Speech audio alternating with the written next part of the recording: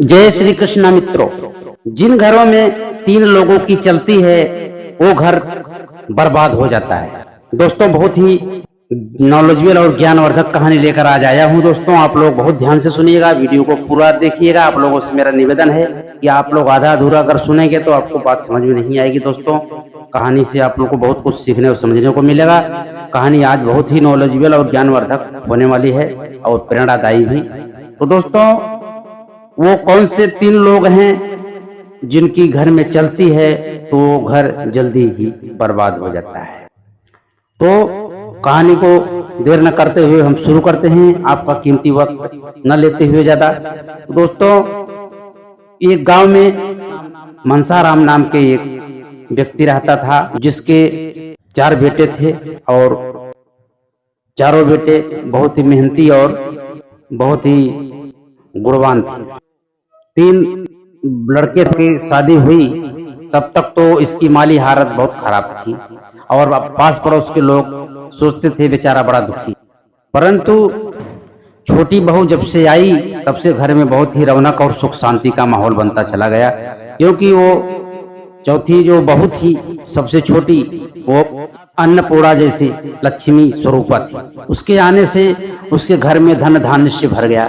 दोस्तों सभी की यही इच्छा होती है कि हमारे घर में सुख शांति बनी रहे और इस प्रकार से आदमी प्रयत्न भी करता है, परंतु कुछ लोगों का कार्य सफल होता है, कुछ लोग असफल होते हैं। ये सब भाग्य और नसीब पर भी निर्भर करता है। दोस्तों प्रयत्न तो सभी करते हैं। ये लोग इतना आगे बढ़ने लगे कि पास पड़ोस के लोग सब जलने लगे। कहते हैं कि लोगों को अपने दुख से ज्यादा दूसरे को सुख से जलन होने लगती है। लोग उतना दुखी नहीं है अपने दुख से जितना दूसरे के सुख से दुखी हो गए। तो ये लोग बोले कि मनसाराम को कौन सा गड़ा हुआ खजाना मिल गया, किस प्रकार से आगे बढ़ता ही जा रहा है, दिन दूनी रात चौगुनी तरक्की कर रहा है। वो लोग विचार कर रहे थे कि किस प्रकार से इसको गिराया जाए। पड़ोसी अपने दुख से ज्यादा दूसरे के सुख से ज्यादा परेशान रहते हैं मित्रों, इसलिए वो तरह तरह के यत्न करते हैं कि किस प्रकार से नीचे आए। और वो पुरोहित से कहते हैं कि महाराज इसके घर में बड़ी सुख शांति है, आपको कभी बुलाता भी नहीं है, बहुत ही ये जो है कि घमंडी स्वभाव का हो गया है और इसलिए आपको कभी नहीं बुलाता। तो दोस्तों पुरोहित को चिंता होने लगी, हाँ ये तो बात तुम सही बोल रहे हो, वो हमको कभी नहीं बुलाया। उसके घर में बोले सुख शांति भरी हुई है, हर तरफ से वो कभी दुख दरिद्र का सामना नहीं करता, इसलिए नहीं बुलाता। कोई ऐसा उपाय करो कि वो आपको भी बुलाए, उसके घर में भी तकलीफ हो।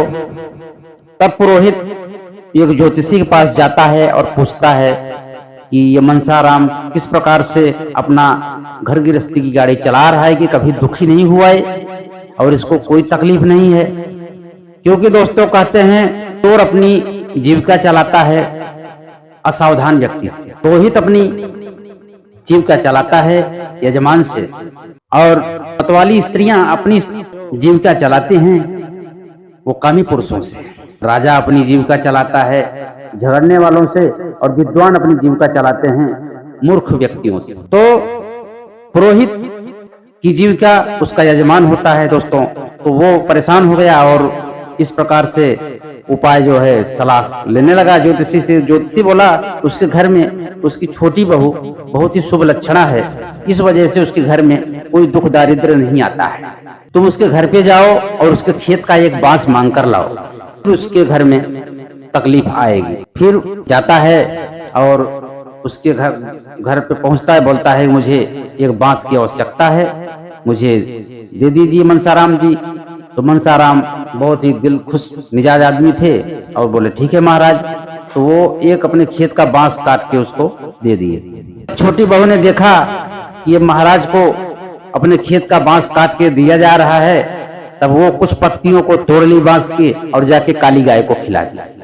अब बांस लेके आया, ज्योतिषी के अनुसार ज्योतिषी बोला था कि 1 महीने के बाद उस घर में तकलीफ और परेशानी आएगी, परंतु ऐसा कुछ नहीं हुआ। 2 महीने बीत गया, वो फिर गया ज्योतिषी के बाद बोले थे कि 1 महीने में कंगाली और परेशानी आ जाएगी, वहां तो 2 महीना हो गया, कोई परेशानी वहां नहीं आई। ध्यान लगाया, ध्यान लगाकर देखता है तो सारा माजरा समझ गया। बोला वो हमारे तंत्र को काट दी है। उसकी छोटी बहू वो बहुत ही बुद्धिमान और समझदार है, वो हमारे तंत्र को उस पत्ती को तोड़ करके काट दी।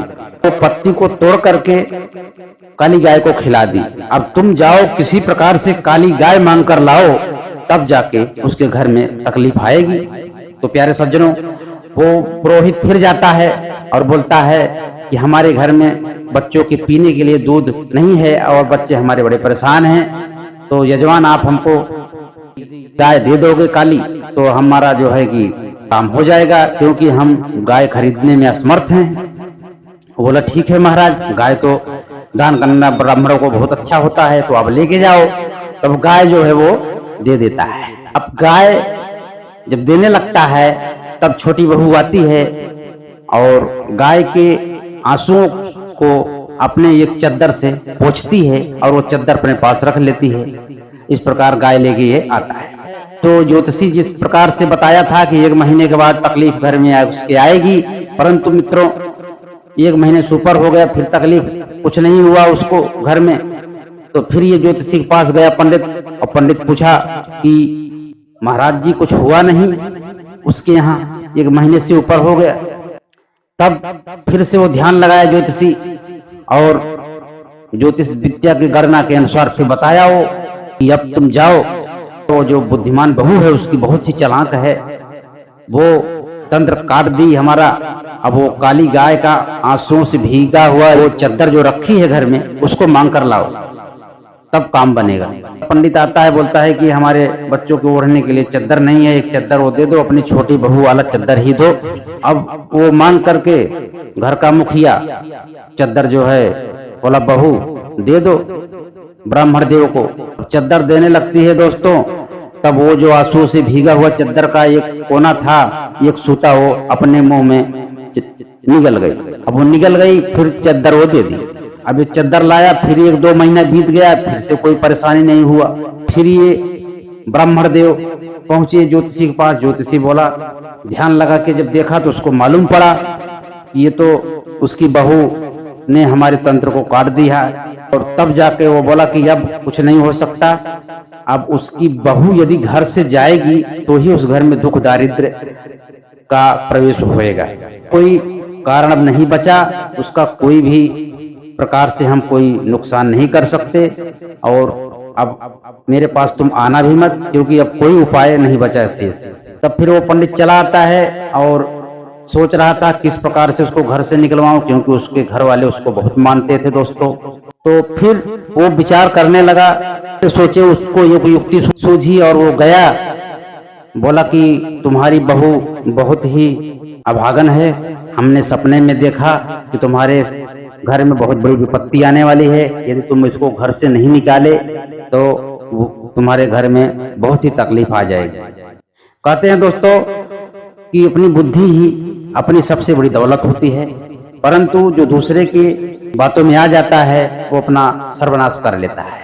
बिन मांगे लोग जब सलाह देने लगे और तुम्हारे को समझ में आने लगे ज्यादा, तो समझ लेना कि तुम अपना बर्बादी कर रहे हो। तो दोस्तों हुआ यूं कि तब घर का मुखिया मनसाराम अपने बच्चों से बोलता है, ऐसी ऐसी बात है, बहू को घर से निकाल देंगे तो अच्छा रहेगा, नहीं तो कोई न कोई प्रॉब्लम्स बहुत बड़ी सामने आने वाली है।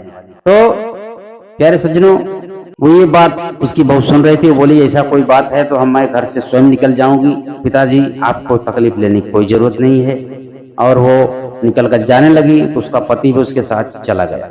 घर का मुखिया यदि मूर्ख हो दोस्तों, जुआरी हो, तो घर का सत्यानाश हो जाता है। तो वो 3 कौन से लोग हैं दोस्तों, अब हम आपको बताएंगे कि वो 3 कौन से लोग हैं घर में जिनकी वजह से घर का सत्यानाश हो जाता है। तो दोस्तों यदि घर का मुखिया मूर्ख और जुआरी हो तो उस घर का सत्यानाश हो जाता है शीघ्र ही। और दूसरा, उस घर में हाथी व लाडला बेटा हो और बहुत ही दुलार में पला हो, जिद्दी हो, तो अपनी हठ पूरा करवाने के लिए भी वो कुछ भी करवाता है और घर में बर्बादी का कारण बनता है। हाथी व दुष्ट स्त्री दोस्तों, तीसरी है हाथी और दुष्ट स्त्री। दुष्ट स्त्री जो चंचल स्वभाव वाली होती है वो अपने घर को बर्बाद कर लेती है। अब मनुष्य को चाहिए कि अपनी स्वयं की गलतियों पर नजर रखे। मनुष्य स्वयं ही अपनी गलती से ही दुखी रहता है। मनुष्य कर्म पर विश्वास नहीं करता, इसीलिए भी दुखी रहता है। उसे अपने कर्म पर विश्वास करना चाहिए, तभी उसको फल प्राप्त होता है। विपत्ति आने से पहले निजात के बारे में जो योजना बना लेता है, जो सोचता है, समझता है, वह विपत्ति से बच जाता है। और चंचल स्वभाव वाली जो स्त्रियां होती हैं, वो अपने ही घर को बर्बाद कर देती हैं। घर की सुख शांति और समृद्धि नष्ट हो जाती है जब आदमी अपनों से ज्यादा गैरों से सलाह लेने लगता है। जब बिन मांगे सलाह तुमको लोग देने लगे तो समझ जाना कि अब तुम्हें बर्बाद होने में वक्त नहीं लगेगा। मनुष्य को हर समय सतर्क रहना चाहिए, नहीं तो धूर्त चोर उसका फायदा उठा ही लेते हैं। इसमें चोर का कोई दोष नहीं, दोष तुम्हारे लापरवाही का है। तुम्हारे लापरवाही के कारण ही चोरी हुआ। तुम हर कार्य को दूसरे के ऊपर छोड़ देते हो, इस वजह से भी तुम्हें परेशानी का सामना करना पड़ता है। और अपनों से ज्यादा पड़ोसियों की सलाह यदि हितकर लगने लगे और बात समझ में आने लगे तो समझ लेना कि अब अपना सत्यानाश होने वाला है। तो दोस्तों, ऐसा हुआ कि फिर वो कुछ दिन के बाद बर्बाद हो गया पूरी तरह से।